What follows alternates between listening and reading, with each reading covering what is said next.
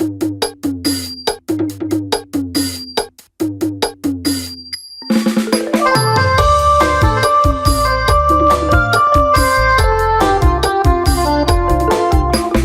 តូចម៉ែអូនថាខ្មាំងទេបើអ្នកក្រនងម៉ែគាត់មិនថា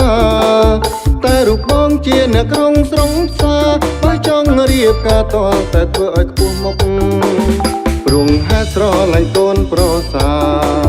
មិនចង់ការហើយឲ្យកូនកើតទុករៀបការហើយកុំឲ្យខ្មាំងនាងស្រងឲ្យបានគង់មងដេកស្រណុកចិនដាម៉ែបងគប់រឿងនឹងជាទ្រព្យរបស់យើងទាំងពីរមិនមែនញោមញីកិនបើបានដល់កូនប្រសាអូនហើយអូនមកឆាប់រហ័សមករៀបការឲ្យឆាប់ទៅឲ្យទាន់អាយុ18 25គឺក្រមុំចាស់ព្រៅក៏មិនបានប៉ុនមិនសក់មានស្កើពុកជាអង្គផ្លូវចែកជើរឿងយើងលេងបាន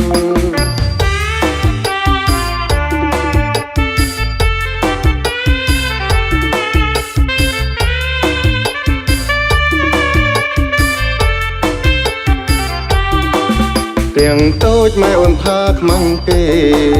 បើអ្នកក្រនងម៉ែគាត់មិនថាតែរូបបងជាអ្នកក្រុងស្រងផ្សាបើចង់រៀបការតលតែធ្វើឲ្យខ្ពស់មុខ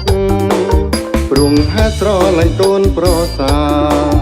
មិនចង់ការហើយឲ្យកូនកើតទុករៀបការហើយកុំឲ្យខ្មាំងនាងស្រងឲ្យបានគង់មងដេកស្រណុកចិនដាម៉ែបងគប់រឿងនឹងជាទ្រព្យរបស់យើងទាំងពីរមិនមែនញោមញីកិនបើបានដល់កូនប្រសាអូនហើយអូនមកឆាប់រហ័សមករៀបការឲ្យឆាប់ទៅឲ្យទាន់អាយុ18 25គឺក្រមុំចាស់ព្រៅក៏មិនបានប៉ុនមិនសក់មានស្កើ